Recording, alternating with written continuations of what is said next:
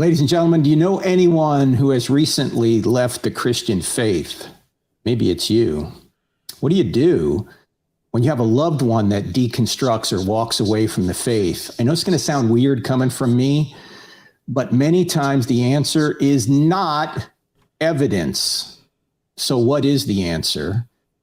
Well, there was a woman who a number of years ago was brought up her entire life as a Christian, became a Christian singer, traveled the country, put out several albums, never doubted her faith until she was invited by her pastor to take a closer look at the Bible.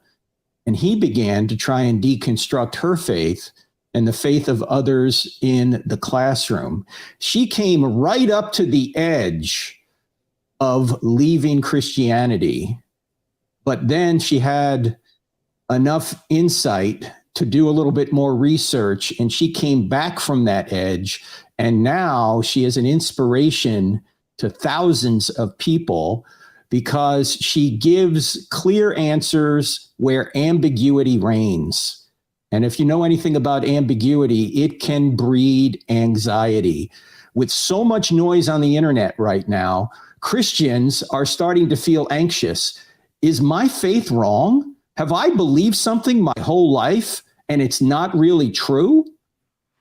What should I do? Who can I turn to? Well, one person a lot of people are turning to is my guest today, Alisa Childers, who came up to the edge of leaving Christianity and has now come all the way back and is now, as I say, helping many people who have left the faith to re-engage with their faith. So let me bring Alisa on. Many of you already, of course, know Alisa. That's why you're watching. She does some great work. Alisa, how are you? Hey, Frank. I'm excited to have this discussion on such an important topic.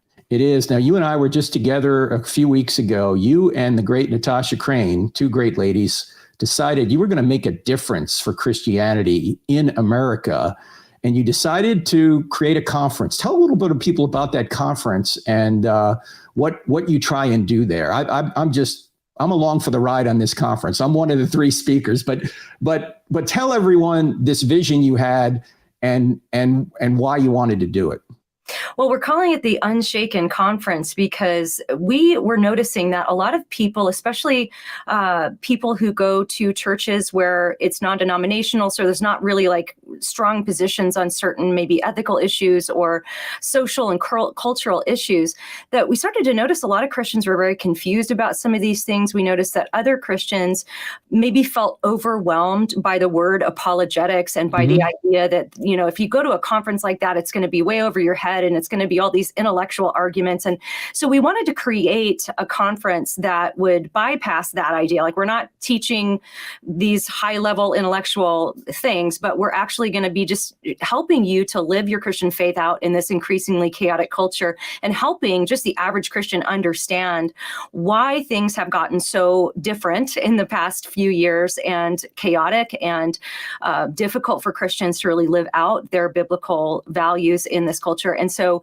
we wanted to create this conference just to be an encouragement to Christians, to give them information, but also to be really practical with things they could take home and talk about and apply in their everyday lives. And so we just did our first one in the Cincinnati area. Actually, it was a little bit out. I thought it was Cincinnati. It's like 45 minutes from there in Dayton. And it was just wonderful. It was so sweet. It kind of exceeded our expectations. And I think people left very encouraged. Our next one is going to be May 6th in Chino Hills at Calvary Chapel, Chino Hills, with your good friend, and I'm looking forward to meeting him too, Jack Hibbs. And so we're very excited. Jack's going to participate in some of the panels and the Q&A. So it's going to be just wonderful for any Southern California people. Can go to unshakenconference.com, and the tickets are already on sale for Chino Hills, and you can register right now. Yeah, and we want to make sure that you're unshaken in your faith. The problem is when people are shaken out of the faith, sometimes their first response is not to look for evidence. It's actually to look for allies who are going to say, yeah, I'm with you, I'm out. I don't want to be a part of Christianity anymore. And here's why. And before I ask you this next question, Alisa, I want everyone to know that within about the next 20 minutes, we're going to go to questions. And Jorge, the great Jorge Gill, is going to show you how you can participate on video with us on the program here tonight if you want to ask a question about deconstruction. We kind of want to stay on that topic tonight. I know we could talk about a lot of other issues, but if you have a question about deconstruction, what should I do if a loved one has left the faith? That's the kind of question we want to talk about tonight. So I'm going to bring Jorge on for just a minute, then I'm going to get it back to Alisa, and then we're going to get to your questions. Jorge, tell people how they can actually ask a question on video live tonight.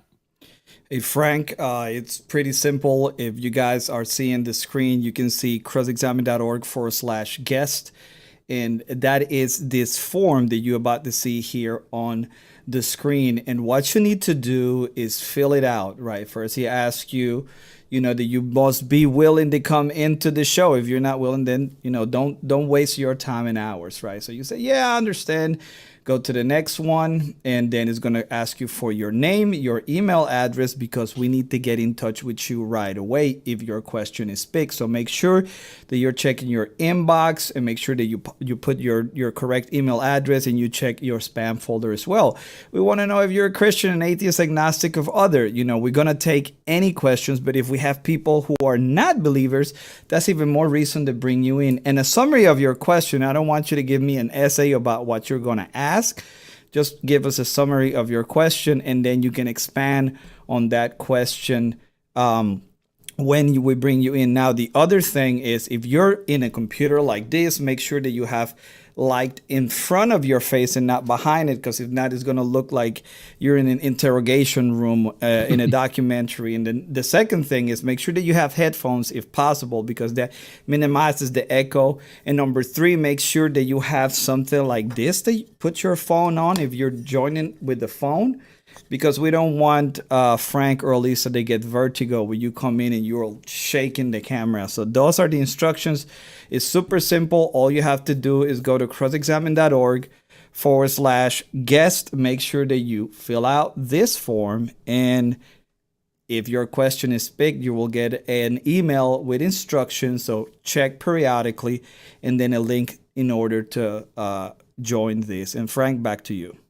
All right. Thanks so much, Jorge. So if you want to be on live, then please do that, and start now, because it takes us a few minutes to get you on camera. You can also put a question in the chat. We'll try and get to some of those as well.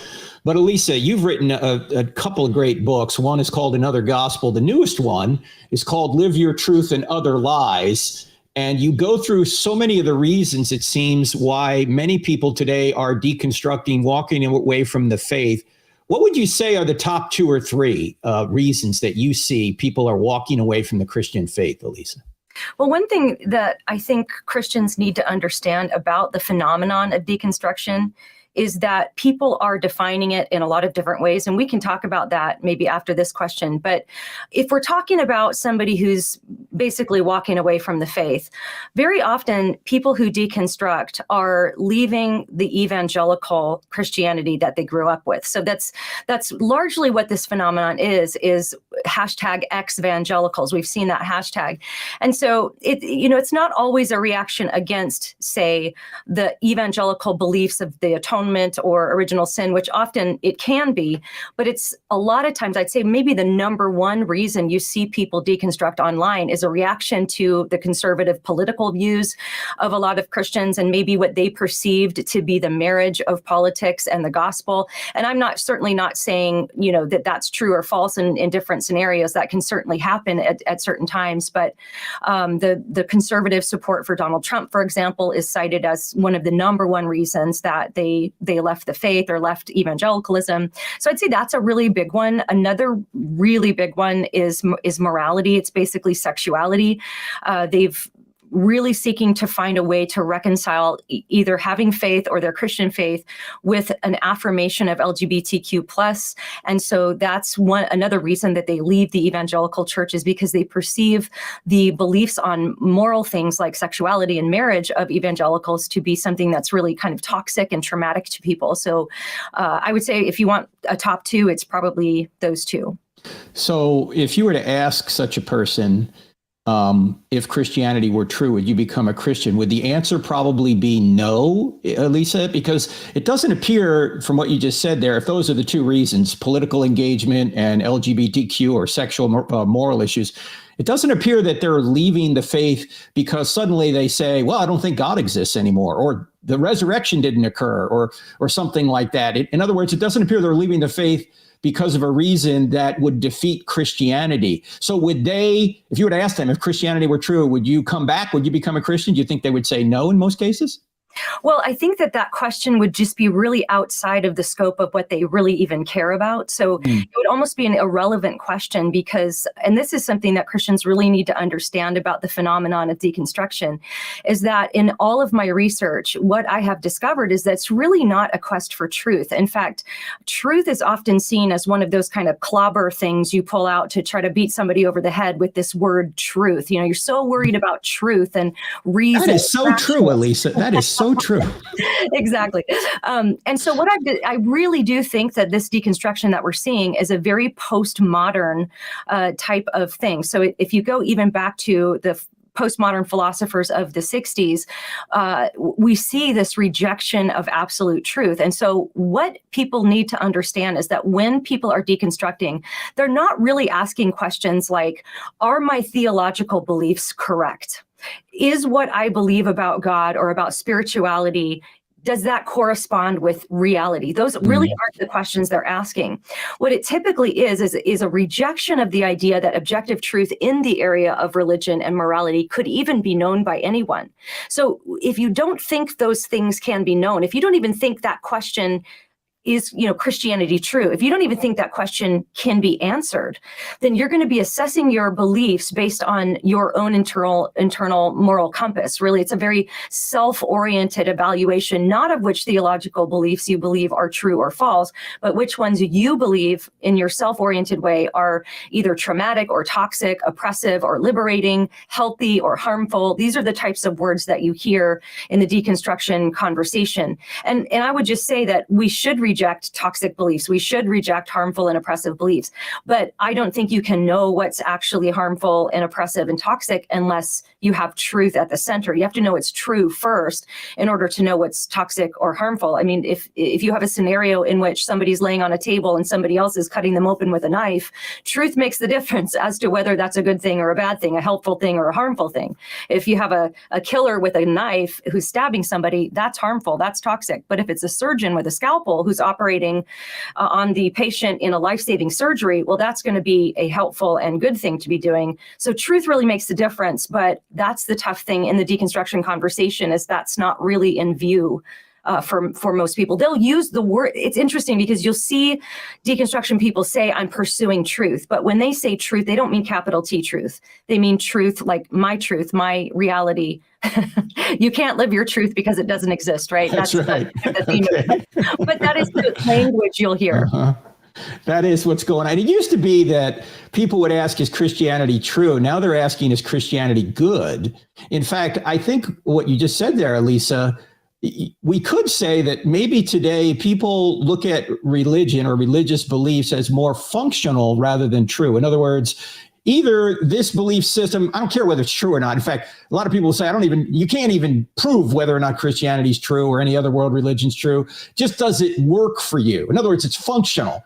This works for me, so I'm going to believe it, as opposed to whether it actually did occur that Jesus rose from the dead, or that God exists, or Jesus rose from the dead. People aren't concerned, it seems now, about truth. They're more concerned, is it good for me? Is it going to be helpful for me?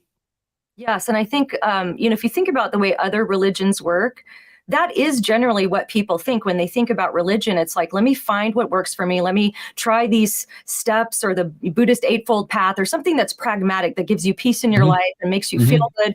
And the problem, though, and this is what I try to share with audiences, is that Christianity just doesn't work that way. Christianity is really the only religion that I can think of that makes exclusive claims about itself that are testable in reality, and actually says, if you can disprove this objective fact, you could take down Christianity. And that, of course, Paul famously in 1 Corinthians 15 said, if Christ has not been raised, your faith is in vain and you're still in your sin. So in other words, if you could prove that Jesus did not come out of the tomb and come alive again after he was dead, Paul says, you could disprove the entire belief system of Christianity. And Frank, it's interesting too, in the deconstruction conversation, as I mentioned earlier, that it doesn't typically start with a rejection of, old-fashioned evangelical things like the Bible and original sin and the atonement and things like that. But often when people start to change their mind on things like sexuality, or what they perceive to be hypocrisy in the political views of the Christians in their lives, often what happens is it's a domino effect. The doctrine of hell is going to go next.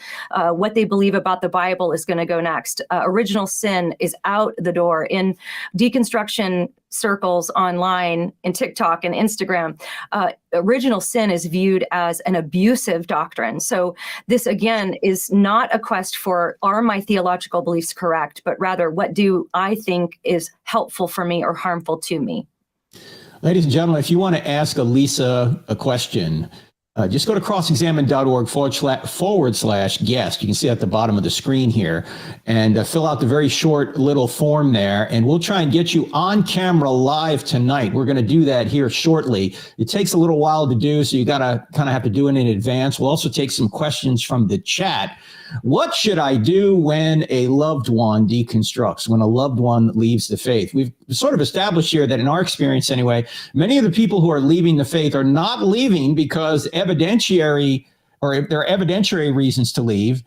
It's more a personal dislike, or they think something is immoral about Christianity. Of course, as Christian apologists, we're going to ask, by what moral standard are you judging that? They're gonna basically look for happiness rather than truth. They're not on a truth quest, they're on a happiness quest. And they're just going to believe whatever they think is going to make them happy. So the question is, how do you deal with that? Giving people evidence for people who aren't looking for evidence isn't going to work, at least not initially. So Alisa, I heard you say this before, and I want you to amplify it for our audience.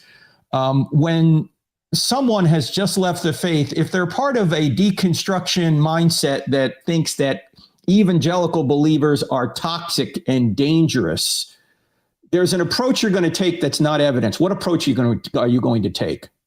Yeah, and this is a really tough question because each deconstruction is different. It's based on different things. Almost every deconstruction story that I've read or watched online begins with some kind of a wound. So there's maybe abuse or perceived abuse.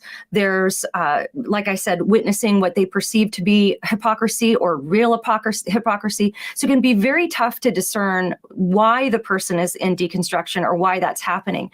So I always tell families, Frank, it breaks my heart when I go speak about this at conferences. Almost every time I speak somewhere, I have an older couple come up to me with tears in their eyes saying, my adult child has deconstructed and they have cut us off. They won't let us see our grandkids. This is not something I've heard once or twice. And it's because the deconstructed person actually believes that just because their parents actually believe these things, it makes them dangerous to their children and to their well-being, and they're not a quote unquote safe person. So I think that it can be tough. I know there's a lot of people who love apologetics that are watching this right now, and this might be counterintuitive for the apologist, but my advice would be, first, do some investigation, some diagnosis of what's actually going on, and ask questions like, what's my relationship to this person? It's going to be different for you if it's your spouse versus if it's one of your children. It's going to be different for you maybe if you're a college kid and it's one of your best friends versus maybe I've had teenagers tell me their parents are deconstructing, and how do we handle that? So all of the relational aspects are going to be different in each scenario. But generally speaking, especially if you're the parent or you're the grandparent, I always say this, and it's counterintuitive, but it's really probably the most important thing right at the beginning, to just maintain the relationship. Because here's the thing, when people deconstruct, they are not going to deconstruct in your church. They're probably not even going to tell you about it.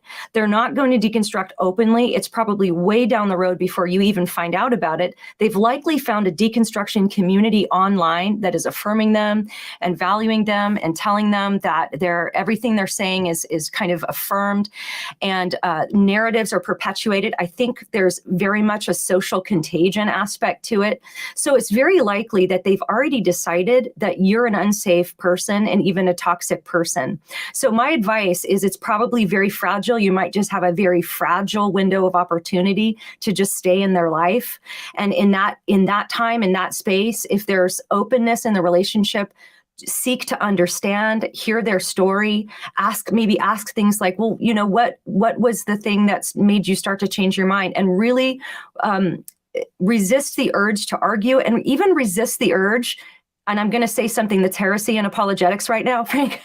Resist the urge even to pull out your tactics. We all love our tactics, but in that first fragile phase, it's okay to back way off, respect boundaries, live out the peace and beauty of the gospel in your own life, and then pray for windows of opportunity where there might be an open door, when then you can maybe come in with some maybe more pressing questions. But in the beginning, really seek to understand. And there could be, Frank, some legitimate trauma there that needs something more like counseling.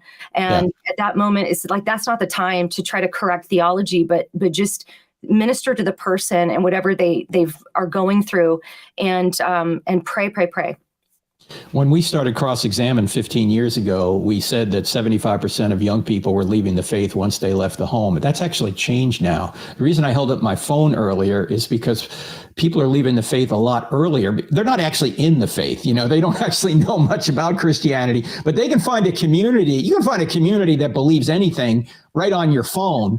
And if you want to not have the moral constraints of Christianity, or you don't like certain things about Christians or Christianity, it's very easy to find a bunch of advocates that will convince you that what you're doing is right in walking away from Christianity and deconstructing.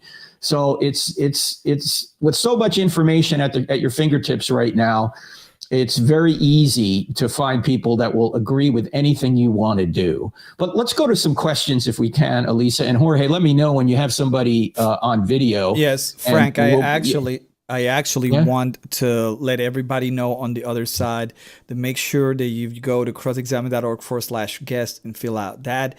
Make sure there are questions related to the topic today about what should I do when a loved one deconstructs, right? Or related to deconstruction. We have a few questions related to other things that have absolutely nothing to do with that. So we want to make sure that we give priority to those who are engaging with the topic. That's the idea. Please engage with the topic and we will bring you in live. Great. We had a question in the chat earlier. I want to amplify. I'm doing it from memory, Alisa, but someone was on there who said, what do I do when it's my husband who's deconstructed and he is uttering blasphemies at me every day? Yeah, I'll actually read this question. Okay. I just found it. It says, what to do when the person is your husband that almost daily badgers you with blasphemy? Should it be, Father, forgive him, for he knows not what he does, or as Jesus was with the money changers? And this is from Kim. So Kim, first of all, I am so sorry if this is you, if this is your situation. This is possibly the most difficult type of relationship to be in when deconstruction is involved, and especially if the spouse is antagonistic like this. And so my advice to you would be that I think the most important thing for you is to build a strong community around yourself, your local church, strong Christian friends who can bear this with you, that can pray with you, that can commit to talking with you about this, because each scenario in which this is happening is probably going to be different. You're going to have good days and you're going to have bad days.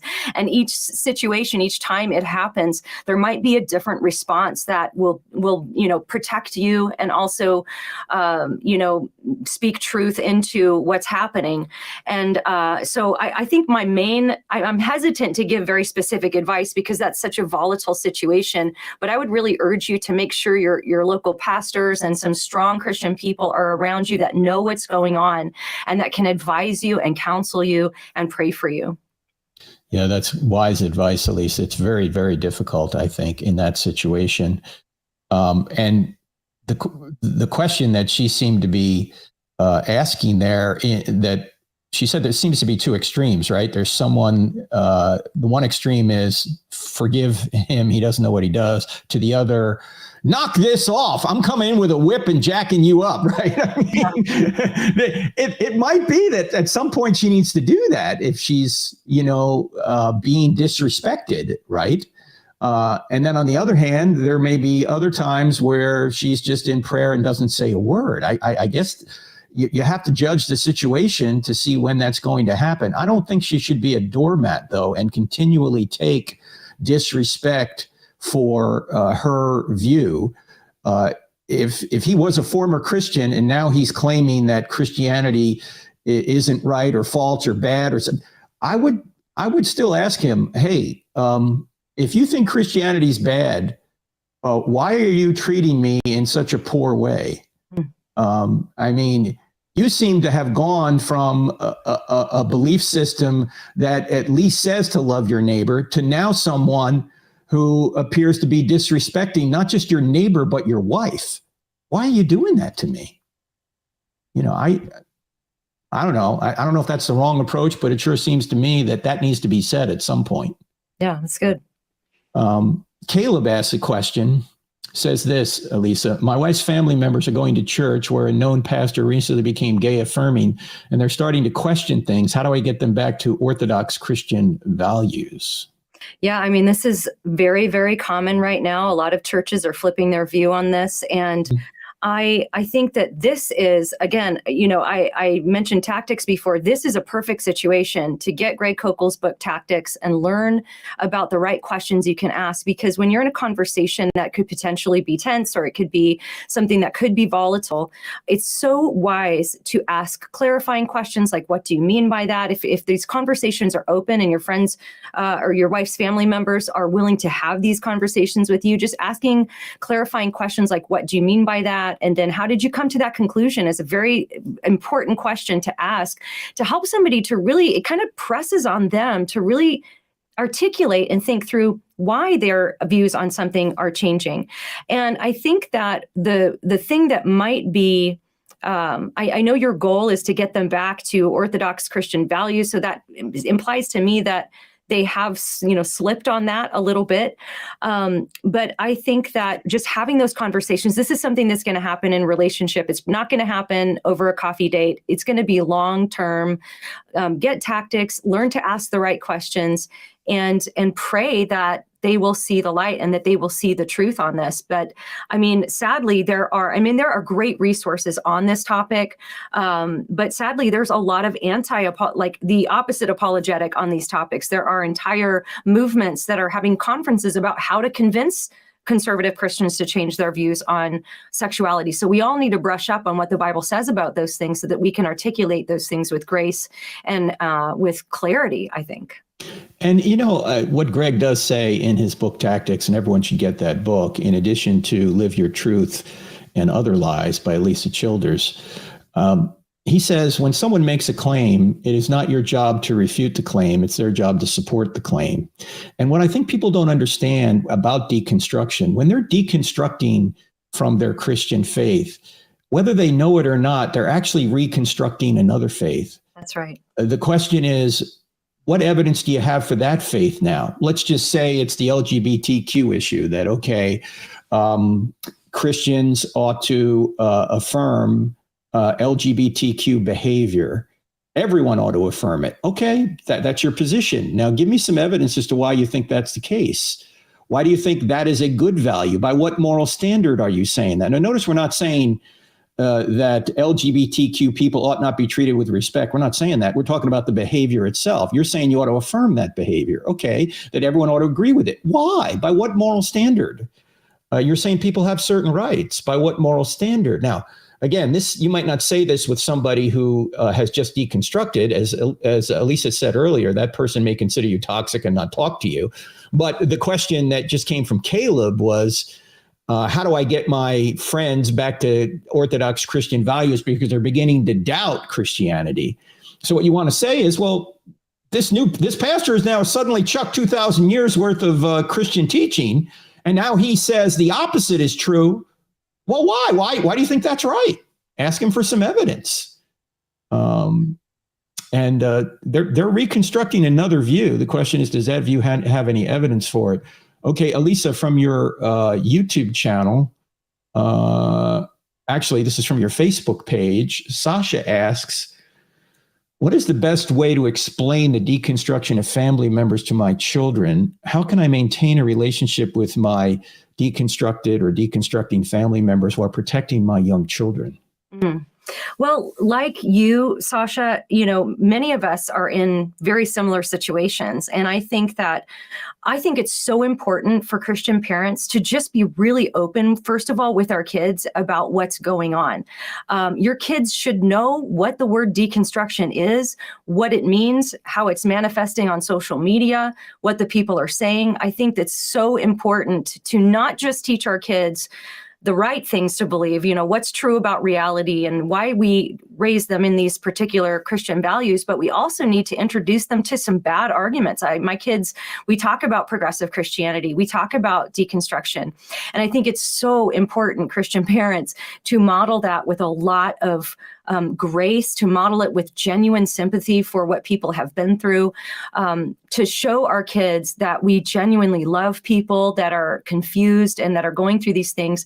But to be really honest, like, this is a phenomenon. My kids know it. I say I think that this is something that's really catching on via social media. There's a contagious element to it because echo chambers can be created. There are platforms out there, Frank, that are entirely devoted to making Christians look like the worst people in the world. They'll find everything they can find on the internet of somebody saying they're a Christian and then doing some horrible thing or saying some horrible thing, and then, you know, post after post after post is only that. And they will say things like, this is the way Christians are. This is the way, especially evangelical Christians are. So, Sasha, what I do with my kids is, in a very controlled environment, I'll show them one of those videos and then we'll discern through it. Maybe a video that's depicting the doctrine of original sin as abusive. I'll let my kids see it. And then I'll say, now let's talk about this. Ask your kids to think it through. Compare it with what the Bible says. Even compare it with reality, evidence in reality. And let's reason through this. Let's have compassion for the person. But let's not jump on bandwagons. Let's figure out what they're talking about and what we agree with and what we don't agree with. And you might even find a point of agreement if there's a situation in which the doctrine of original sin was maybe taught incorrectly to that person and they don't understand it properly. That might be a good clarifying thing to bring to your kids' mind. So I think just being really open, introducing these topics to our kids is really important. Now, when you bring in the idea that you have deconstructing family and family members, again, this is kind of something that I'd want to ask a few more clarifying questions. Like, is this person aggressively trying to tear your kid's faith down? Because if that's the case, you might want to put some protective barriers between you and that person, maybe draw some boundaries, have a discussion with them and express, you know, what you'd really appreciate if they wouldn't actively try to do that. And then you may have to draw a boundary if you see that it's affecting your kid's faith or your kid's life. However, if the family member is respectful of what you want around your kids, and then I think that's fine too. And I think it's fine to be open. But you know, you want to protect your kids. You want to expose them to these ideas, but in a controlled environment where you can guide them through it. And again, just with the family member, it's just going to depend on that individual situation, I think. Excuse me. I love what the historian John Dixon says, who wrote the book Bullies and Saints. He says this: when someone plays Beethoven poorly, who do you blame? You don't blame Beethoven, okay? You blame the player. So when someone plays Jesus poorly, you don't blame Jesus. Look, just because a Christian is not true and beautiful doesn't mean Jesus isn't true and beautiful. And I know this may be a newsflash for many people, but Christianity is not Christians. Christianity is Jesus. So we need to keep our eyes on Jesus. And if we were perfect, we wouldn't even need a savior. So you're going to find people in Christianity who are broken, sinners. They're going to wrong you sometimes. They're going to be people you might not like. But that doesn't tell you whether or not Christianity is true. The evidence will tell you whether Christianity is true. So don't throw away Christians, or I should say, don't throw away Christianity because you don't like Christians. Christianity is not Christians. Christianity is Jesus. I know we have a video caller coming on, if I'm not mistaken. Jorge, yes, sir. We got Chris here with a question, and we're going to welcome him to the show. Welcome to the show, Chris. Chris, how are you? Let's go ahead and unmute Chris. Sorry. All right. Hang on, Chris. We're about to unmute Chris, let's see. Okay, there you go. He needed to unmute himself. There you go. Thank you so much for having me. I've been a huge fan of Alisa Childers for 3 years now. Thank you so much. I've been a fan longer, but go ahead. I think you have been. I got here late. Go ahead, Chris. My question, I have a deconstructed friend. He claims to be deconstructed. We often talk about it. Actually, the last time he came down, we spoke for about 7 hours through the night into the morning. It was actually really good. He kept giving me the runaround about things. I think we agreed on our majors. I pastor a church, and I hope that my majors are correct, right? Jesus is deity, right? Jesus is deity. He doesn't deny that he's the one who saves. But I ask, well, what does he save you from? And I always get the runaround. Is my friend lying to me? Is he being deceptive? I don't know. Well, let me ask you a couple extra questions here. Does your friend claim to be a Christian still? Yes. And they said they've been through deconstruction? Yes. And so does this person believe that humans are sinners? Yes. Okay. Does he believe that sin separates them from God?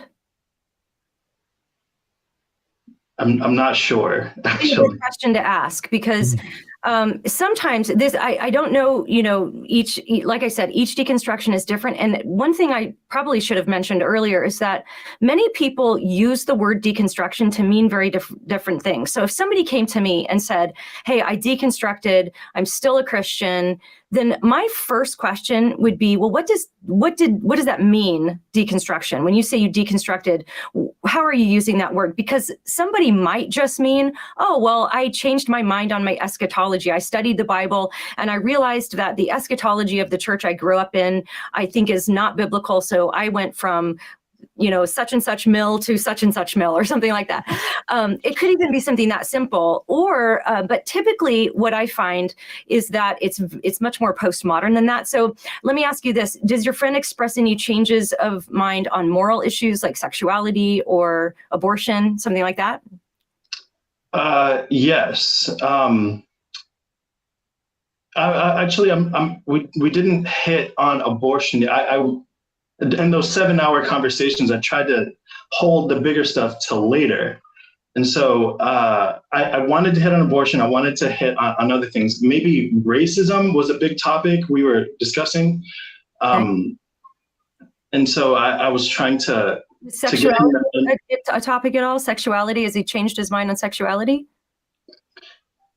I'm not sure. I'm not sure. I don't think he has a problem with, I believe he's living with his girlfriend. I didn't quite confront him yet on that. Again, I was trying to take it slow. Maybe 7 hours is too slow.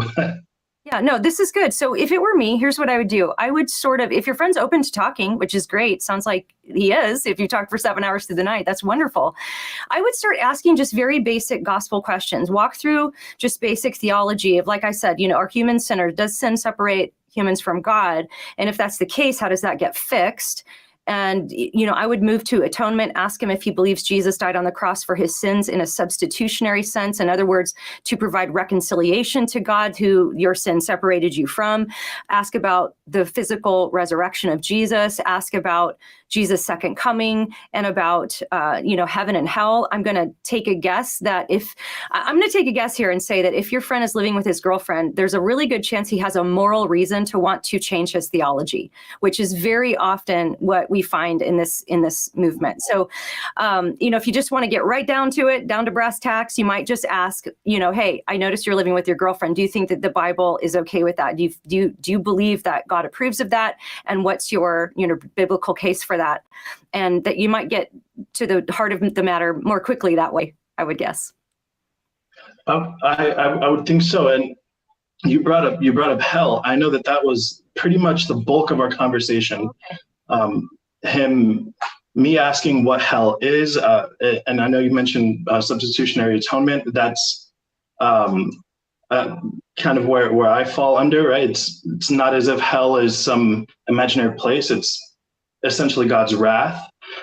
And he rejected that totally. My main question was really, is he being dishonest with me? I don't know. I kind of feel attacked. Should I not feel attacked? And my thinking is, if he's being dishonest, does he know he's trying to play mind games? Well, when you say he's being dishonest, what specifically do you think he's not being forthright about? I guess maybe it's just the conversations we have. So I'll ask about hell, and he will respond with maybe morality. He doesn't want to necessarily talk about that. And so we'll get on a rabbit trail. I have to kind of come back. It almost does seem as if he doesn't want to talk about the majors, really. You know, Chris, he doesn't appear to be the sort of person we've been talking about tonight that Lisa runs through quite a bit, you know, that thinks you're toxic. He obviously wants to talk to you. So in that case, that is rare, Frank, that the person that he would actually want to talk to you. But I would bet, though, this does sound very, very similar to a lot of the, what's happening. Like I would bet you that those words will start to come up in conversation. But I'm sorry, I didn't mean to interrupt you, Frank. No. What words are going to come up? What do you mean? Well, toxic, and I think maybe this belief is harmful, and that's probably why he doesn't want to discuss hell, because he probably in his mind has decided, even about morality, that what the Bible teaches about sexuality is bad. It's not going to work for him. It's not obviously, something that he thinks is life-giving for him because he's chosen to live otherwise. The doctrine of hell is probably hard for him to talk about because there's something he doesn't like about it and he doesn't want to face it and confront it. So even if he doesn't realize it, he may be kind of giving into these categories of not really pursuing what's actually true and saying, I want to believe what's true, whether I agree, whether I want to believe it or not. And that actually might be a good question. Frank's original question to him is, if Christianity, Orthodox Christianity is true with its morality, would you change your views? And that might be an interesting way to get to the bottom of where he's really coming from with how his methodology of assessing some of these claims. Have you ever asked that question, Chris? If Christianity were true, would you become a Christian? Or if Jesus rose from the dead to prove he was God, would you follow him? Have you ever asked him that? I could certainly ask him that. I'm having a little hard time hearing. I think you guys are cutting out. All right, sorry. Well, we appreciate your call, man, or your video call. So it started asking questions like that because he seems like he's at least wanting to have a conversation. So that's a good thing. Too often, many of the people that walk away don't even want to have the conversation. They demand that you change your views without any conversation, without any argumentation. They just want to say, you're wrong and you need to see it my way. It's almost like the cancel culture, just shut up and agree with me now. It'll save a lot of time. Right. So, yeah. Well, and he is learned. He does know a lot of scripture. I believe he went to seminary. And so, and so it does make it a little bit tough when, frankly, even though I preach, I think he may know a little more about Old Testament, and he's been going on a lot of rabbinical teachings, and so I don't know if that plays into it. Maybe another question you can ask is, how much reading have you done on these topics that bother you? I mean, have you read a book on the issue of hell, if that's an issue for you? Have you read a book on the LGBTQ issue from a conservative Christian perspective? Have you read a book on the evidence for the resurrection or the atonement? Or, are you really searching for truth? Because I found that most people are looking for truth like a criminal's looking for a cop, right? They want to do their own thing, and they're just trying to find a way to justify what they're doing morally. That's what I've seen. Look, I can see it in myself a lot too, right? I want to suppress the truth because I want to go over here when God says go over there, right? Oh, that truth's inconvenient. I don't want that. So we all have to fight that in ourselves. And the question is he fighting that, or is he just looking for ways to rationalize what he wants to do morally? Okay. Yeah, that's definitely something I could dig into for sure. All right. Thanks for being a pastor too. God bless you. All right. Well, Yeah, it's really tough, actually. It is. It's the second hardest job in American Christianity. The hardest job is pastor's wife. So I don't disagree. where are you, by the way, Chris? What's your church? Remnant Church in El Centro. We're a little humble church. I co-pastor with two El other Centro, pastors. California? Yep. Oh, that's where I went to SEER school. That's where I went to survival and prisoner of war school, El Centro, out there, Warner Springs. You know where that is, right? Yes. I didn't know we had that. All right. Yeah. Out there. That's 35 years ago in the Navy, which stands for never again volunteer yourself. All right. Thanks so much, Chris. We gotta get to some other callers. So thank you so much. Frank, I love you. Alisa, I've been a huge fan for a while. See you guys. Thank you, brother. God bless you. And thanks for being a pastor. That's such a hard job. Being a pastor is just, everyone expects you to know everything and to do everything well. And nobody knows everything or does everything well. Yeah. I could have done it when I was 17 because I knew everything when I was 17, but not anymore, Lisa. Somehow I've lost a lot of wisdom. That's right. All right. So we have some other folks. Jorge, you want to come on? We got about 3 in line, so take a couple of questions from the chat, and they will be in just a second. Okay, great. Alisa, do you see anyone in the chat you want to? Yeah, there's one that was cross-examined. YouTube. Okay. Yeah. YT is YouTube. It says this, I think this is an interesting question. My brother is deconstructing, and it seems to be evidence-based. For the past few years, he has read philosophical and theological papers and books. He's fine emotionally, no hurt. So how do I tackle this? So this is from Billy. Billy, there could be a couple of different things going on. So one of the things I've observed in the deconstruction phenomenon is a lot of Christians are under the impression that people who deconstruct don't know their Bibles or they haven't studied theology.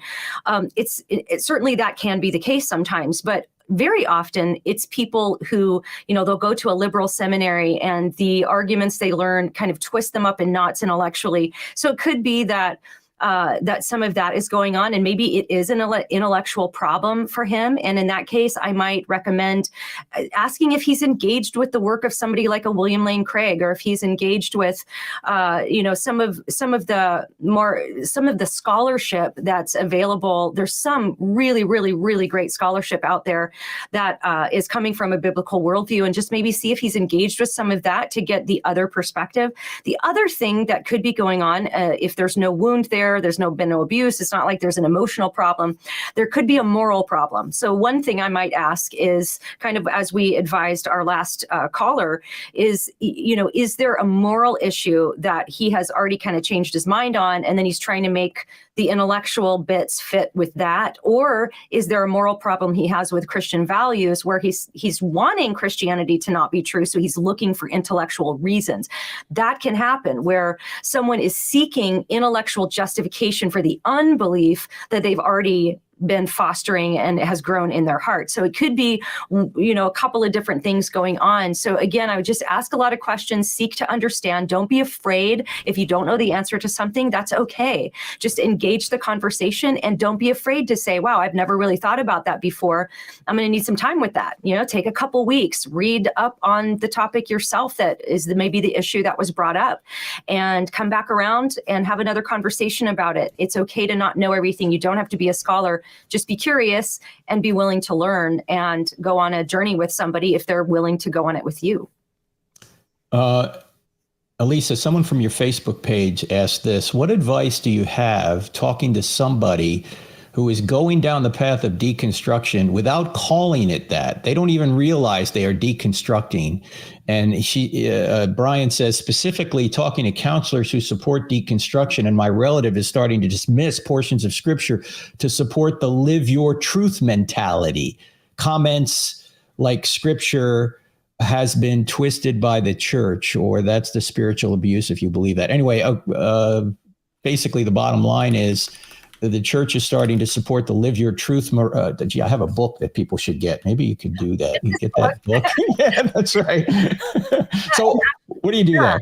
It's very common in the counseling, like in the counseling arena, deconstruction. And if you go on, and I certainly don't want to paint everything with a broad brush. I'm sure there are some really good counselors out there that could walk people through something like this. But most of the deconstruction coaching that you find online, much of the deconstruction therapy sites that you're going to find are very, very pro deconstruction. So you can tell from the books that they're recommending, they want you to leave the toxic beliefs that you have, been taught, and they'll, and the first thing to go in a lot of cases is the Bible. I don't know just about anybody in the deconstruction space online, in the hashtag and the ex-evangelical hashtag, that would tell you that the Bible is authoritative for truth. In fact, if you go into the deconstruction hashtag space and say, hey, I deconstructed and I rebuilt my beliefs and I believe the Bible is God's word, you're going to get laughed off of the platform. They will tell you, go back to the beginning. You didn't do the work. You didn't really deconstruct. And so a lot of this. Wait, stop. You just said something there I got to ask you about. I thought he was supposed to live his truth. What if his truth is that the Bible is true? He can't live that truth? Well, in the deconstruction space, because it's so focused on toxic and what they perceive to be abusive, they are very, very intolerant of beliefs that have collectively been decided to be toxic and harmful. So this has nothing to do with really live your truth, because if your truth is that the Bible's true, you can't live that truth. Is that basically the... You could say, if you were to be accepted, as far as I can tell in the research that I've done, if you wanted to be accepted in the deconstruction space and in the hashtag and all that, you could probably say you believe the Bible is true, but you wouldn't be able to say that you interpret it to mean that marriage is between one man and one woman or something along those lines. It would it would be that wouldn't be tolerated. In the name of inclusion, tolerance, and diversity, you will not be tolerated. You will be excluded for holding a diverse view. Okay. I've been told many times online, that my views are harmful, that I'm not a safe person. I was having a dialogue that I thought was a pleasant conversation with somebody on Instagram, and I was told, you're asking too many questions. This doesn't feel safe anymore. And so it's very much a closed system, I found. And it's, I certainly don't mean to speak for everybody on that platform. When I was researching for my deconstruction book, which is coming out next, I actually met via Zoom online with a few people that have big platforms in the deconstruction space. And I found them to be very lovely people. And they were wonderful to talk to and very, very kind and shared about what they were going through. So I certainly don't mean to say that everybody's like that. I think the one-on-one thing goes way better than the collective kind of hysteria on social media. I think that's totally like a completely different animal. When you're face-to-face, it's just different. See, friends, even when someone deconstructs, they are reconstructing another system of beliefs. And one of the systems of belief that they think is absolutely true is that many of the Bible's moral teachings are wrong. Okay, you got to give evidence for that then. All right, we got more video guests coming on. Jorge, who do we have now? All right, Frank, we got Angelique joining us, and here she go. Let me try and unmute her. I think I can do it here. If not, she'll have to hit the button and unmute herself. So, Angelique, can you unmute yourself? Let's see. There she is. Did I do it? Yes. Yes, ma'am. Go ahead. Angelique, did you say? Yes. Hey, Angelique, how are you? I'm doing well. Thank you so much. It's good to see you. It's good to see you. I was able to meet you back in 2009 when you were touring in DFW. You spoke at a little school in McKinney, Texas. And I was a young mom at the time. I had your book and I went up there. Can you guys see me? Yeah, you just froze a little bit there. Keep talking. Okay. Go ahead. But I had your book and I went up there to ask a bunch of questions. And so I followed your ministry for a long time. And you actually gave me your card back then and said that if I needed to ask questions, I could call you. Oh, good. Well, go ahead. After your tour. So that was a great 14 years blessing. later. 14 years later. No. I used that number a few times that year to ask questions. But anyway, I do have a question. So I evangelize a lot. I'm not an academic, but I do know the Bible pretty well. And And one thing that I find, because I'm gonna interrupt.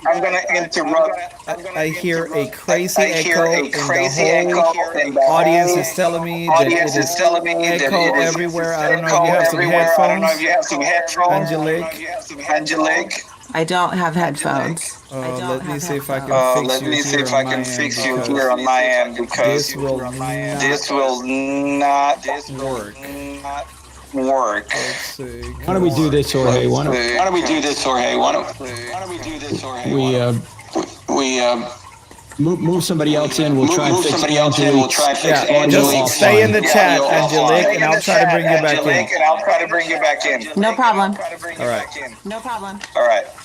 Yeah, Angelique, sorry about that. Yeah, bad audio can just drive you crazy. So it's not your fault. There's something going on there.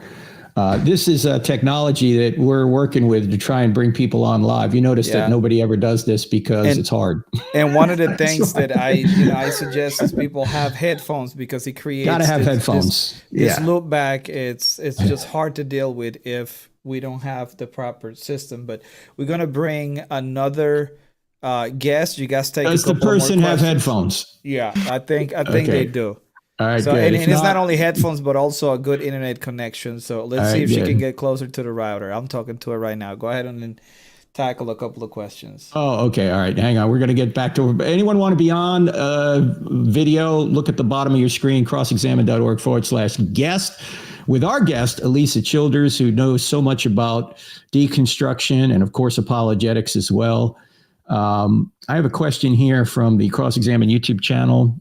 Matthew asked, should I be dating if I am deeply questioning my faith while pursuing a biblical scholarship at school? I think I know the answer, but I'd like to hear your thoughts. Mom? Well, Matthew, if you were my son, I don't know you. So it's hard. Sometimes it's really hard to answer questions like these, because there can be so many different variables and factors. I think, Matthew, my advice to you is, maybe hold off on that area of your life while you figure out what you believe. And, I'm curious, what the nature of your questions are. I'd have so many follow-up questions for you. I think it might be wise to press the pause button on that part of your life while you figure out what you believe. Because one thing I have seen in the deconstruction space is that when it's one spouse and not the other, it's just the pain, the absolute torment is unbelievable when spouses are not aligned on these types of things. And so my advice would be to avoid dating probably till you figure this out. But I don't know. What do you think, Frank? Yeah, in fact, there's another question here that comes from Morris. It's a related question. My son was raised as a Christian. He married a person who convinced him that his beliefs were wrong and is now raising their son with no belief in God. How do I handle it? So look, if you're questioning who you really are as a person in terms of your belief system, it might be better to figure out what you really believe before you try and bring someone else into your orbit. And the question that Morris asks here, Alisa, is one of the reasons I think that Paul says only marry somebody in the Lord, because there's nothing more difficult. As we've already seen in the first question we handled later, when you have different worldviews, particularly about God. And now then when you bring another person into it, a child, how do you deal with that? So this Morris person seems to be the grandfather of this child. What can he do with his grandson now? Yeah, so it says, my son was raised a Christian. He married a person who has convinced him that his beliefs were wrong, and now is raising their son with no belief in God. So this is something, actually, I think this represents a broad amount of people. I have a very close friend who's walking a very similar situation. And actually, there's another question from my Facebook that I'll read because it's very similar and it's sort of tackling the same thing. So this is from Joshua on my Facebook. It says, my ex-wife turned her back on Christianity and biblical values and then ended our marriage 2 years ago with her leaving so that she could be a free feminist and affirm all of the alternative lifestyles. Our two boys, now 18 and 20, sided with her, but we still have a relationship, but fairly broken. How can I talk to them about holding on to their faith and not follow their mother's destructive path while not speaking against her? And first of all, Joshua and Morris, I just want to commend your motivation to not disrespect their, the one spouse that's not believing, that you want to teach them to honor their parents and love their parents, but you can't compromise truth either. And I know that can lead to a fragile relationship. So Joshua, my advice for you would be kind of what I said at the beginning. You might, maybe with your kids, live the beauty of the gospel in front of them. Let them see the peace of Jesus in your life, because I can tell you from all the research I've done in that hashtag and in that world, there's no peace to be offered in the deconstruction space. There's no true, real freedom. When we're Christians, we become free from the bondage of sin, not free to go do whatever we want. If that's the kind of freedom it was, that would be bondage. But model that freedom before them.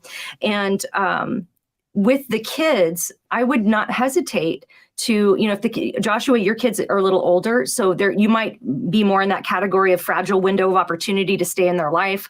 Love them, maybe seek some understanding, ask them questions if they're willing to talk to you. And then for Morris, it sounds like the kids are a little bit younger, I would just say, do what you can to preach the gospel to your grandkid. It's okay to do that. And again, with all of this advice, I would advise everybody with these very specific situations that are potentially so volatile and based on so many different types of backstories, get some really strong spiritual support around you. Let your pastors know what's going on. Have people around you that can be praying for you, that can be advising you and counseling you, because these kinds of things are, again, so volatile and fragile. And so it's going to take a lot of wisdom, but the Bible says that he will give you wisdom if you ask for it. So pray for wisdom, get a lot of good counsel around you and strong spiritual support to help walk you through these kind of situations. Yeah, I always tell people whenever I ask, I ask people to ask their non-Christian friends and relatives, if Christianity were true, would you become a Christian? If the person says no, there's 4 things that I think you can do immediately. Number 1, you can pray, obviously. Number 2, you can plant seeds when it's appropriate. Just plant seeds. As Greg Koukl would say, you're a gardener. You're not trying to harvest all the time. Third, you want to love them, which does not mean you approve of everything they do. Love doesn't mean approval. You have to stand in the way of bad things that people want to do. That's what a loving person does. And then number 4, wait. Why? Because tragedy normally strikes all of us at some point. If the person is ever again going to be open, it's going to be when tragedy strikes. And when tragedy strikes, they're not going to call their atheist deconverted friends, because their atheist deconverted friends don't have any kind of worldview that gives them any hope. What's going to happen if they are open or become open because of the difficulty, your phone is going to ring and that person's going to be on the other end. When the student's ready, the teacher will appear. So pray, plant seeds, love them, and then wait. All right, let's bring on Josh and Geraldine on the video here. Josh and Geraldine have a son that was a Christian but deconverted. Josh and Geraldine can... how are you? Where are you? Go ahead and unmute yourself, Josh.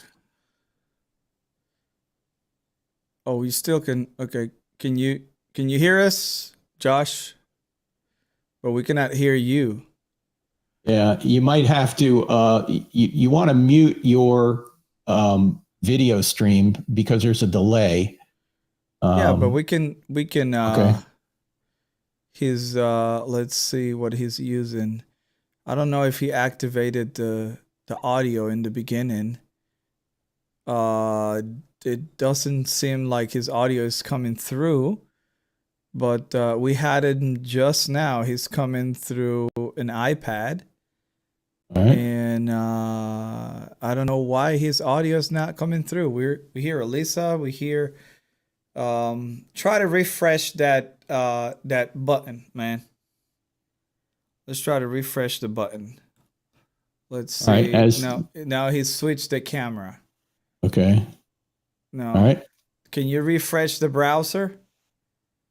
All right. Let's see. There you go. Let's see if he comes back in. And for those of you that are just tuning in, we're trying to answer the question, what should I do when a loved one deconstructs, leaves his faith? We're trying to bring people on video so we can have some interaction. One of the drawbacks of taking things off the chat is you can't ask clarifying questions. You can't go a little bit further.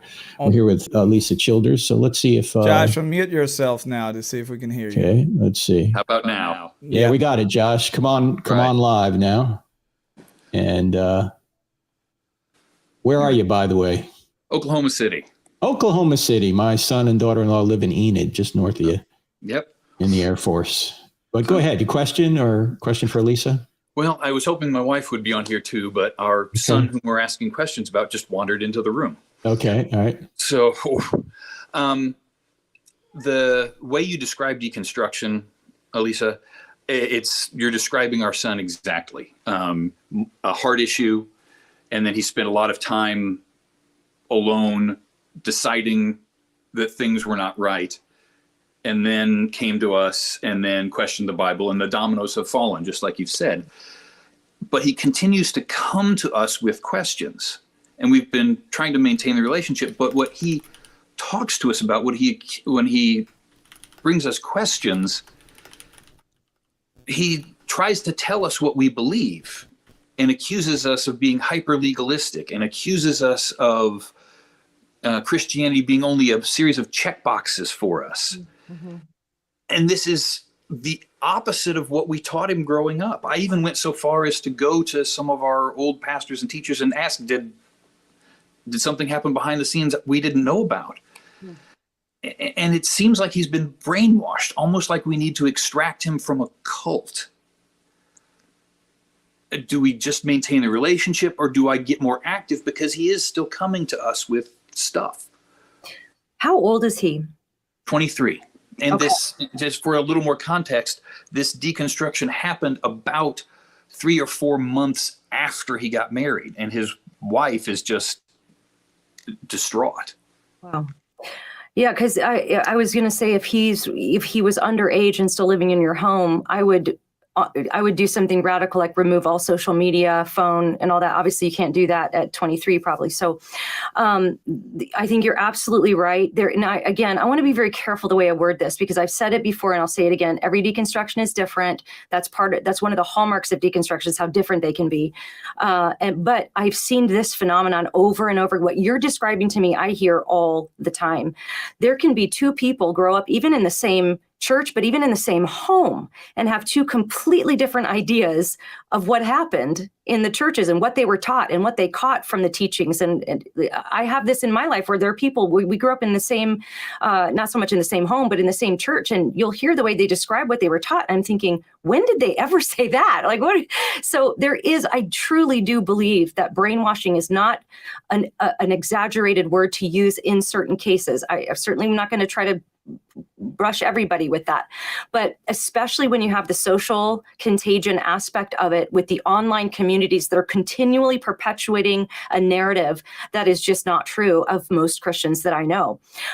It can truly be like a brainwashing, and in some cases can be very cultish, I think, in the way that people are just, it gets their hooks in them like that. And so the how question on that is so difficult, because it's just going to so depend on your relationship and the person. The fact that he's willing to talk with you is amazing. And I think that maybe asking him, clarifying questions, and then I don't know, Frank, do you have some advice on when the son is saying, here's what you believe, and it's not actually what you believe? Like, what would be because Frank's so good at the interaction aspect of this thing. Yeah, I would ask him why he believes that I believe those things. Why do you think that's the case? And I would also point out that I may have some misconceptions about what he believes. It might be my perception that you don't believe in the atonement, but actually you do, or whatever the issue is. It's sort of like when people say, well, you can't believe those Baptists or those Catholics or those Mormons or those Muslims, as if all those people in those worldviews believe exactly the same thing, when they don't, right? In fact, George Barna has famously shown that maybe only about 8 or 9% of people who claim to be evangelical Christians actually have a Christian worldview. So every person is different in this regard, and that's why I think you have to ask a lot of questions. I recall our friend Sean McDowell. I don't know if you know who he is.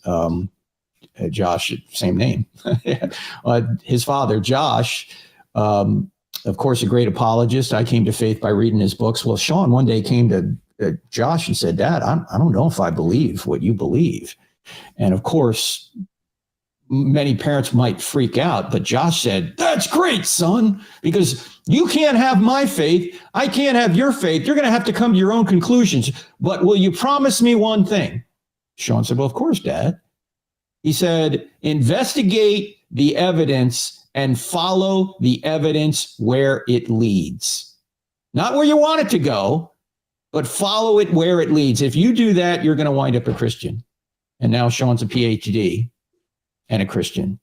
So it might be that you go to your son and say, "Hey, you know, I don't know everything, and I don't know anyone who does, but there's so many resources out there that we could investigate. Can we investigate this together? Let's go on a journey together. Maybe there's some things I do believe that I shouldn't," right? So be open to investigating with him. If he's open, he might not be open. I don't know. Does he claim to, what kind of belief system does he ascribe to? Does he label himself anything? It's been very hard to pin down. It's a very squishy amalgam of Paul's teachings and ignoring what Jesus says, and he'll read entire passages of Romans 7, 8, and 9 and claim that this says that you can do whatever you want. I have a hard time.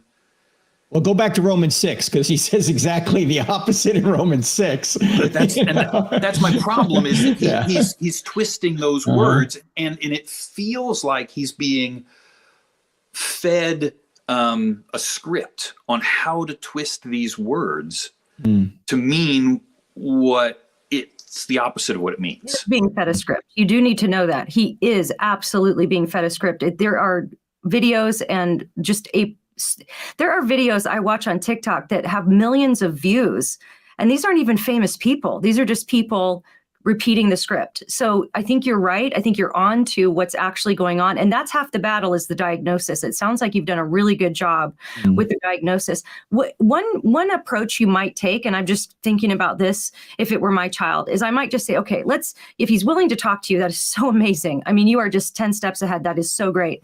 Just say, all right, let's do this. Why don't you tell me? Let's take one thing at a time. Give me maybe the main thing or the first thing that you're saying you were taught by us that you have rejected. Let's start there. What's the belief that you are doubting before we even get to your new belief or what you've changed? Like, what is the belief you're doubting? And then maybe maybe it's original sin or something. And you say, okay, why don't you express to me your understanding of what I believed the original sin to be? And have them express it and just say, okay, I have a lot of points of agreement with you and this, and this.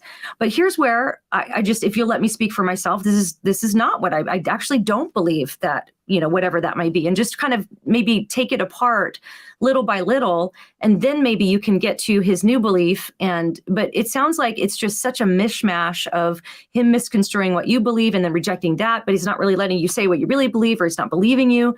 So it might just be like little bite-sized pieces, a little bit at a time.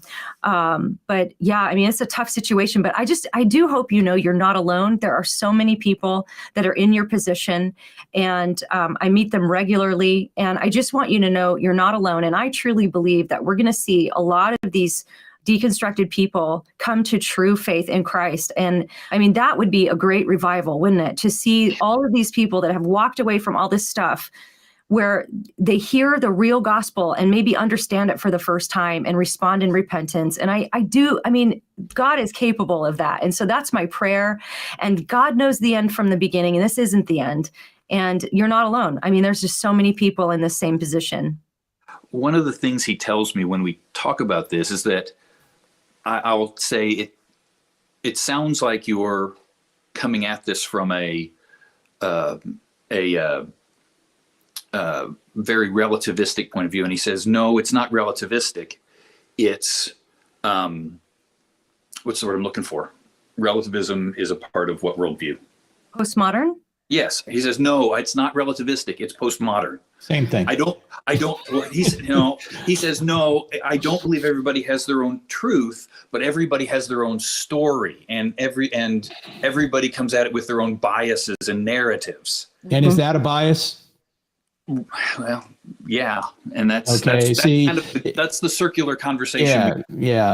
I get that. The problem is that the people that are feeding him scripts, as Alisa say, they have a story that they think is true, and they're feeding it to him, right? And they're, they have definite viewpoints. They're not saying, oh, postmodern, I can't know the truth. I can't know the meta narrative. They think they know the meta narrative, but it's not Christianity.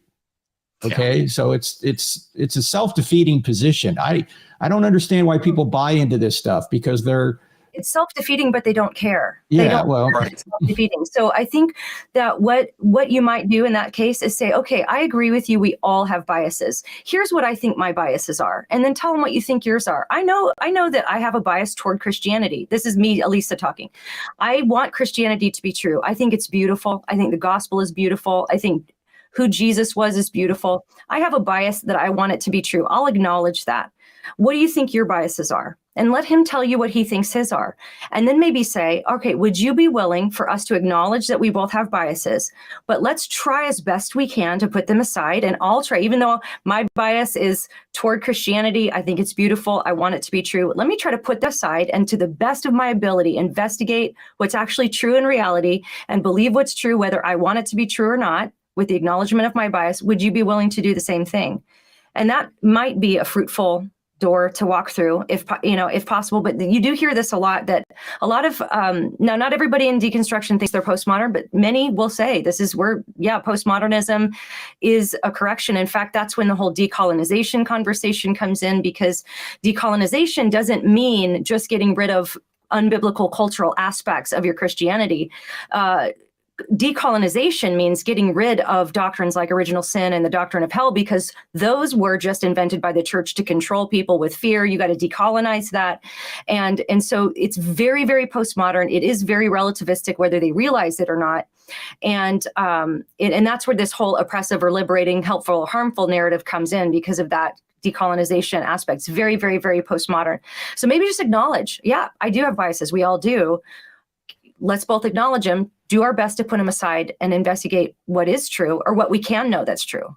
I don't know. I'm sorry, Josh, we got to move on. We got a couple other callers, but is there a place that people can go online, other than the website, 𝗧𝗜𝗠𝗘𝗡𝗧𝗦? Is there a forum where people can go to, parents, say, of kids that have deconverted? Is there a place people can go to talk to one another about this?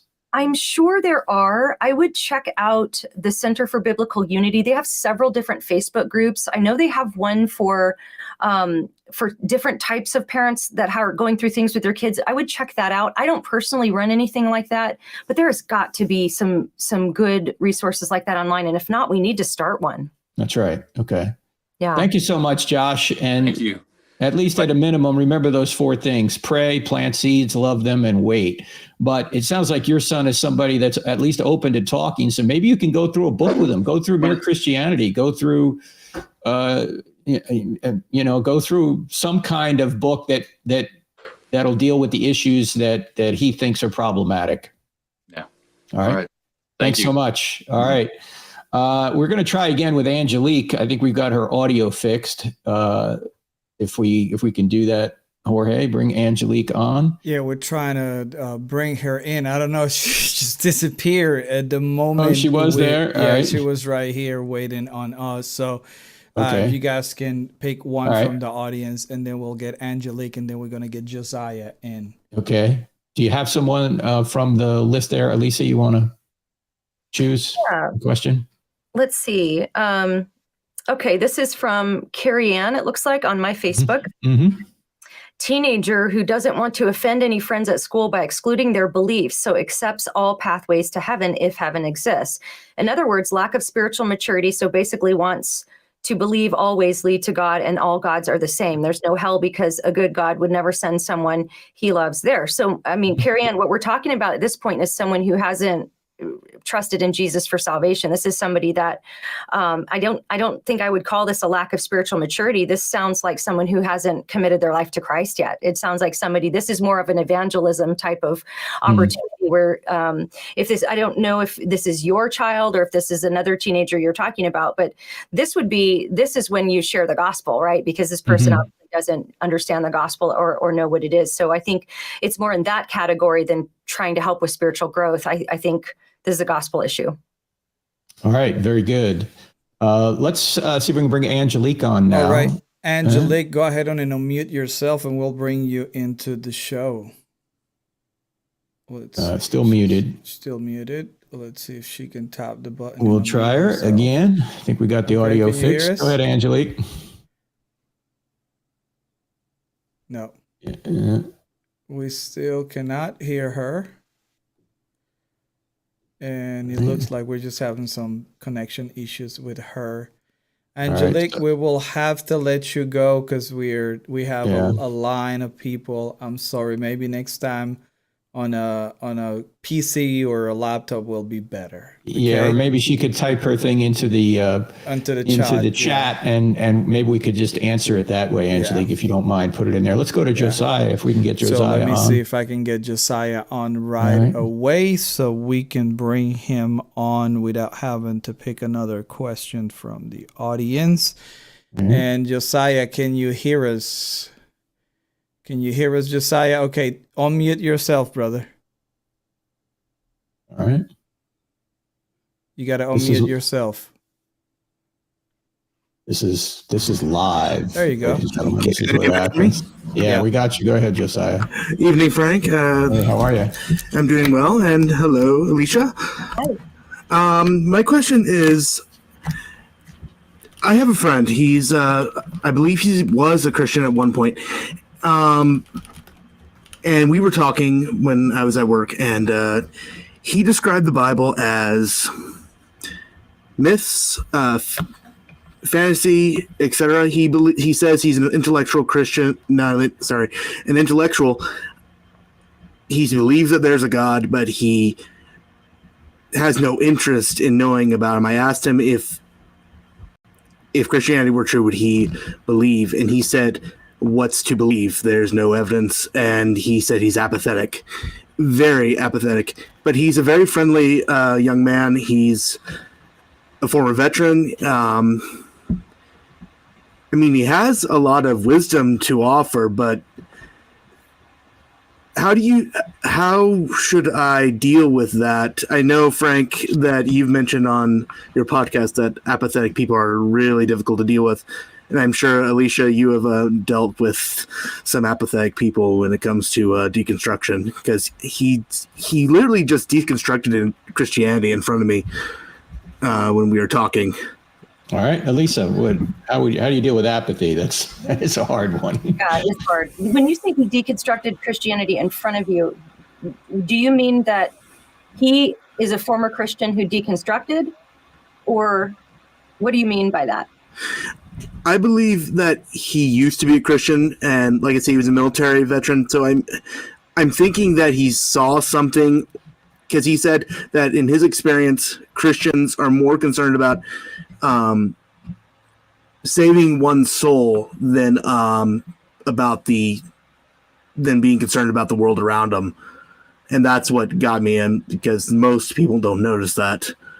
Not even non-Christians knows that very well. You ought to read C.S. Lewis on that, but go ahead, Lisa. That's what he says. He said he believes that there's a God, but that the God is so beyond time that he has nothing to say to him, and anything to ask him, that God does not have an answer for him that he would accept. Well, I mean, then I would just ask him, how did he come to the conclusion that, I mean, that's a pretty specific view of God. So what's his evidence for that? You know, I would just ask him to explain, especially if you say he's an intellectual who, you know, has, I mean, that's a positive, like that's a truth claim about objective reality as it pertains to God. That's saying that it's true in objective reality that there is a God who's out there and such and such. And just, I would ask him how he came to that conclusion. What evidence led him to believe that that's who God is and how he works? Okay. He seems, he doesn't seem open, but he does seem on the edge of negativity as well as interested in talking / poking fun at it is what I'm saying there. Well, I think some people, you have to kind of diagnose where the person's at. And I'll just be honest with you, from my perspective, there are some people where I'm just like, this isn't worth my time or energy right now. I mean, you can try a couple times to have a conversation, but if all they're interested in doing is kind of mocking you and poking fun at you, I mean, it's just probably not worth it at that point. I would just maybe pray for them and just avoid the conversation, because it's not going to be fruitful until there's some kind of a change in their heart and mind. Apathy, like Frank said, is very tough to deal with. If somebody doesn't care, then I don't know how to make them care about these types of existential questions. Jesus actually told his disciples, if they go into a town and they don't welcome you, then kick the dust off your feet and go to the next town, right? I mean, give people the time of day, but then when they keep rejecting you, you've got to move on to other folks. You've got limited time to build the kingdom. And if they're not open at all, even if you ask them the question, if Christianity were true, would you become a Christian? He goes, no, don't care. Okay. Love them, pray for them, plant seeds, wait, spend your time on other folks. I mean, when I say love them, you're still in the guy's life, I assume, but yes. He's not interested. So if he's not interested, some event's going to probably have to occur for him to become interested. That's why C.S. Lewis famously said that God whispers in our conscience, but he shouts in our pain, because pain is God's megaphone to rouse a deaf world. So if he's ever going to be open, it's going to be probably through an incident of pain or suffering. Not that I'm wishing that on him. I'm just saying it happens to all of us at some point. Does it make sense, Josiah? Yep, that's it. All right, thank you so much. Thank you for your call. Yes, thank you for your video call, actually. Let's, I don't know if Angelique got anything into the chat or not. She did. So I got the question here. What is it? Frank, I'm going to read it out. She says, what are the 3 reasons for this deconstruction again, Alisa? Also, did you get those from a poll or was based on experience? And he says, when I talk to people that have deconstructed, what I notice most is that they are plain biblically illiterate. It becomes very clear to me when I investigate their background a bit. They are not plugged into a local church and serving. They're usually not studying any sort of hermeneutics, or they usually flirting with sin or living in rebellion. Are you finding the same things? More times than not, I find that this is the case. Yeah, I would say generally speaking, that's a fair characterization. I do think, though, as I said earlier, many people deconstruct with a lot of biblical knowledge. You have seminary professors deconstructing, people's faith when they go to a liberal seminary. So it's not always biblical illiteracy, but again, yeah, the question, are they studying hermeneutics? Are they studying, they're changing their minds on all that stuff. So they're interpreting the Bible in radically different ways. And so the question that was asked earlier, where Frank just said, what are a couple of reasons? So I just gave you a couple off the top of my head, but I'll give you 6 this is from a deconstruction platform. And this is what I found to be true in my research as well. And this person is saying there's 6 pillars. The first pillar is the Bible. And basically that the Bible domino falls probably first. And then the second pillar is hell. So the doctrine of hell usually falls second. Penal substitutionary atonement is going to go after that. The problem of evil, suffering in the world. End times hype was a pillar that I see and is in this article as well. And I think that's pretty true. And then the church. The final pillar for this person is the church. So you're right. People are not deconstructing in churches. They're deconstructing with online communities. They're not plugged into churches. So a lot of the deconstruction has probably already happened before they decide to leave a church. And again, it's not always going to be something they announce or they tell people about. Yeah. And that, actually, you say comes from a deconstruction website there, Lisa? Yes. So those are the things they're saying that the reason they're leaving. Notice that there's nothing in there about sexual morality. Yet in the many deconstructions I've seen, and I know you and Alisa, or sorry, you and me, Alisa, it's getting late here. You and me, Alisa, have talked about this before. I've never seen a deconstruction where somebody didn't mention sexual morality as part of it. No, and so let me comment on that because, this is in their words. This is what they say they're leaving. Now, this post was from 2019. A lot has happened since 2019. And I would say that if an article like this were written now from a deconstruction perspective, it would be things like Republican Christians, the support of Trump. It would be LGBTQ plus issues. It would be definitely rejecting the Bible. It would be viewing doctrines like original sin and hell and judgment and substitutionary atonement as abusive doctrines, as that the church, created to control people. And so, I think, and church abuse or perceived abuse. See, that's a really tough one too, because there are legitimate experiences of church abuse, abuses of power.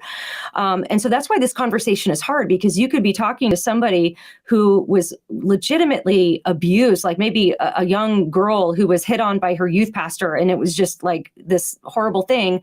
But then also, people will claim they have been abused by simply being taught that Jesus died on the cross for their sins. So it requires a lot of untangling of some of these things. But yeah, Frank, I agree with you. Even if the person in the deconstruction story doesn't say, "Hey, I had a gay friend," or I came out as gay, it makes its way into the conversation. Even take the Rhett and Link deconstruction that really rattled a lot of Christians, because he went through all of this intellectual stuff and he predicted the objections you were going to have. And it was very, very smart. And yet you get to the end and she just kind of throws this comment in about how Christianity oppresses women and gay people. And you're like, and there it is, right? There's a presupposition. He didn't even have to argue for that, because that was his view going into all the other stuff. And so that's kind of what I'm talking about when it's like looking for intellectual justification for a moral problem they have with Christianity, or, just some sort of existential problem that they have with it. Yeah, few people want to admit that their objection to Christianity is a preference. Well, I just don't like what Christianity stands for. They want to make it seem like they're rational, at least many do. We all do. We would all want to say, well, it's not just my opinion. I really think this is wrong or hurtful or toxic, as you say. It's objectively that way. They don't want to just say, well, I just didn't like it. They want to appear reasonable in their deconstruction, in other words. Yet we all know that reason isn't often the reason. And I've been doing this for many years now, and I know this sounds counterintuitive for an apologist to say that evidence might not be that important to people, but the truth is it's not. It's not that important to people. Yeah, I think that's true. And they there's this thing in the deconstruction world too, where it's like they think evidence and apologetics is just a product of rationalism or modernism that just is too focused on empiricism and things like that. So there's that as well. Yeah. Yeah, of course. How they know anything is through their senses. And yet they're saying when somebody like us is trying to say, hey, we've got this evidence and it comes through our senses. Oh, you can't believe that. Well, wait. On one hand, they want to say there are reasons to leave the faith. On the other hand, they want to say, don't use reasons. So again, it's just. Exactly. That is a very fair observation. Yes. All right. We got one more. Christina. Is Christina about ready? to join. No, she's joining in. She just messaged me, so you can pick one more and then we get. Okay, we'll take one more and then we'll take one more video call and we'll call it an evening. So is there someone on the list there, Alisa, that you want to? I'm so glad that we got to get to this one, because I think this is such an important question. This is from Frank. This is from your Facebook. This is Dan. What's the difference between deconstruction and questioning my faith? This is the question, Frank. Such a good question. I grew up in church as a Christian, but had to find out why I believe, if it's true at some point in my adult life, I'm still a Christian and have stronger faith after that process. Yes. So this is so good, because a lot of people will call the process of questioning my faith or engaging my doubts or asking hard questions, they'll call that deconstruction. I wish Christians would not use the word deconstruction to describe a healthy process of, man, I'm going to ask my questions. I'm going to own my faith. I'm going to take out everything and put it on the table. I'm going to take this thing apart to the studs, and I'm going to build a foundation and make sure that my theology is sound, that what I believe about reality is true. And I think that's something every Christian should do. I think that's important. We shouldn't stuff down our doubts. We shouldn't avoid hard questions. But in the book that we just finished, that's not out yet, but hopefully will be coming out soon, we argue for the word reformation to describe the process you're describing, Dan, rather than deconstruction. D words tear down, deconstruction, that's a tear down word. We want to do a biblical reformation. We want to reform what we believe. If we have false beliefs, we want to reject those beliefs. If we have doubts, we want to engage those doubts and wrestle hard with all of that stuff. That is commendable and good. But let's use a good word. Let's use a word like reformation or sanctification or discernment or something like that. But I think reformation is a good word to describe that. And let's leave the deconstruction to how it's manifesting mostly online, which is a very negative tearing down of historically Christian beliefs. Yeah, use your questions and your doubts to drive you to get answers. And I get the question from atheists sometimes. Actually, it's not a question, it's a statement. I used to be a Christian, but I lost my faith. And what I want to say to them sometimes is, so? Are you telling me because your psychology changed that somehow God has popped out of existence? Or because your psychology changed that Jesus actually didn't rise from the dead, that all the evidence that says he did now suddenly vanishes because your psychology has changed? No, your psychology is not going to tell you what's true outside your skull. The evidence will. So concentrate on the evidence. Here's an example I try and use all the time. It's many people that cannot get on an airplane. They're scared to death. They think they're going to die if they get on an airplane. You know what the evidence shows? Exactly the opposite. You ought to be more afraid to get in your car than go on an airplane. But what you're doing is you're allowing your psychology to overpower the evidence when you fail to get on an airplane or you're afraid to get on an airplane. Don't let that be you when it comes to eternity. Don't let your psychology overpower the evidence that Christianity is indeed true, because your psychology won't tell you, the evidence will tell you. So follow the evidence where it leads. Okay, I think we've got Christina for our final video question, if I'm not mistaken. Jorge? We do. Christina, can you unmute yourself? You're ready to join the show. There you go. Say something. Hi. Hey, you're working. All right. Hey, Christina, how are you? Where are you? Good. I'm from Florida, so I'm down in South Florida. Oh, great. Well, go ahead with your question for Lisa. So I have a friend who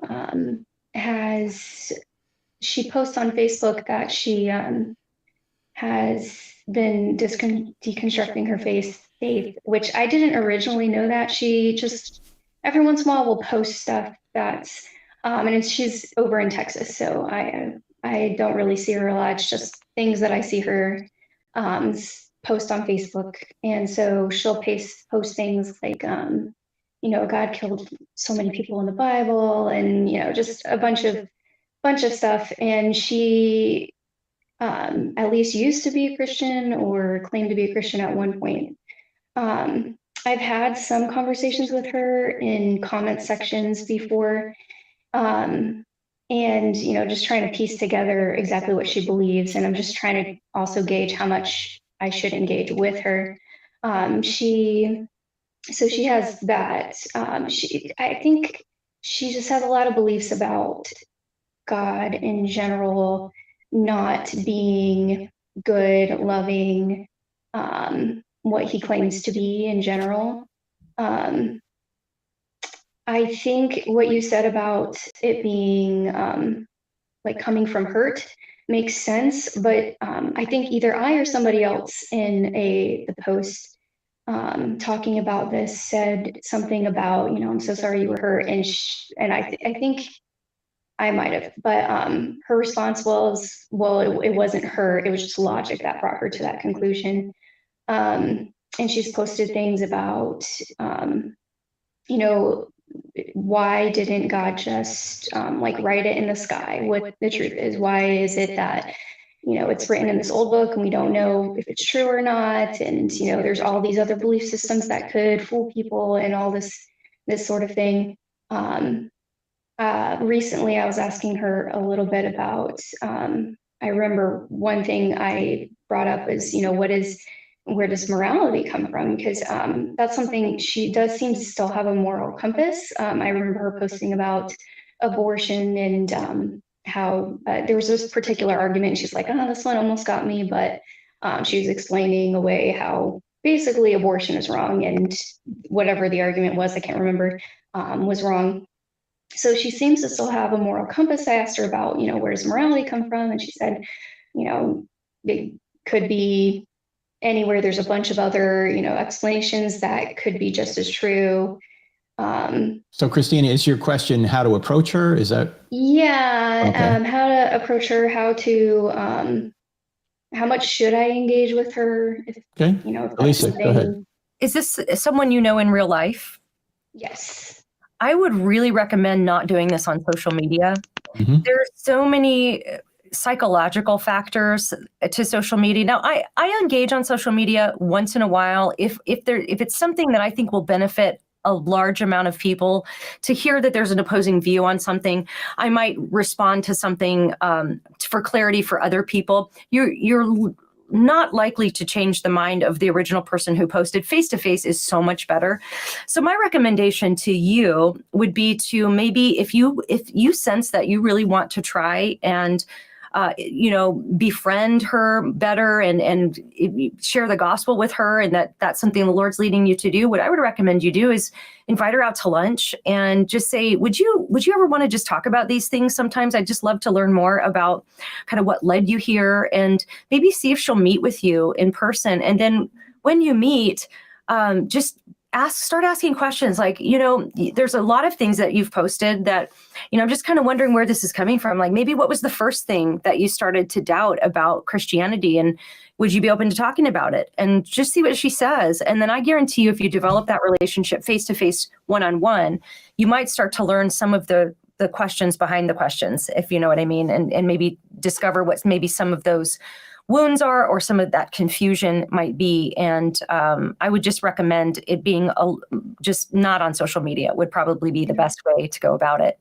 Yeah, I don't really see her, so it's more of like that's the only time that I would probably engage with her, because she lives halfway across the country. So, but that's what I was wondering is like how much social media is harder. Yeah, would she be open to just doing a Zoom with you or FaceTime with you one-on-one and just to talk? I mean, because I don't think it's probably going to be that fruitful on social media. So I don't know. I think just like I said before, when you're in the comments, even when I don't do it a lot, but sometimes when I'll be in the comments with maybe somebody in the deconstruction space, it's just ugly. And no matter how nice I try to be or how kind but yet you get face to face and it's like, oh, wow, like I'm looking at a person's eyeballs right now. And it's like, it just, the whole thing changes. For those who don't believe in original sin or depravity, just look at the Facebook or YouTube comments on any of these conversations. People are just mean, and they're not courteous, they're not polite, they're not listening. So I agree with Alisa that Christina, you got to do this in person, and if you can't do it in person, at least one-on-one via Zoom or a FaceTime call. Does that make sense? Yeah. And before you do, I think you probably want to read Tactics, and you also want to read this, Live Your Truth and Other Lies. Yes, okay, I don't know if you have this or not yet, but I don't, but there's a lot Christina, of things. I just kind of getting into this space now, so I have a lot of reading to do. I don't know if you know this, but you can't be saved unless you read this book. Okay, look, I don't make the rules. Okay, this is a good one too. Okay, Tactics by Greg Koukl. Okay, so and then go to alisachilders.com. And you can follow Alisa there. Also, and thank you for your call, Christina. Alisa and Natasha have just started a brand new podcast called Unshaken. Alisa, tell us a little bit about that. Thank you, Christina. Yeah, it's called the Unshaken Faith Podcast. And so Natasha and I both have, like you, Frank, we have individual podcasts that are longer, about an hour. We dig deep into these topics, different experts on different topics. But we started the Unshaken Faith Podcast to just be little bite-sized pieces of cultural help for Christians. So it's weekly 15-minute episodes where we tackle something that's going on in culture that makes it hard for Christians to live your life faithfully. And so we just kind of break down some of the ideas and give some practical advice for Christians. So it's called the Unshaken Faith Podcast. And for those of you that are really intent on improving your skills, you want to be a part of CIA, the Cross-Examine Instructor Academy. We do it every year. This year, we're going to do it in Albuquerque, New Mexico. Now, if you can't make Albuquerque, you can make your computer because we're teaching it online as well. And the 4 instructors that you will have, at least live, will be myself, Alisa, also Natasha Crane, and 𝗧𝗠𝗘𝗦𝗧𝗦. So you just need to go to crossexamine.org, click on online courses. You'll see it there. If you want to come to Albuquerque, you need to apply. It's in July this year. And there it is right there. There are the instructors from Greg Kokel to 𝗧𝗠𝗘𝗦𝗧𝗧𝗏, Richard Howe. We've got myself, Alisa, Brett Kunkel, Natasha Crane. We also have, I think, Alan Parr this year. That's a new one. And the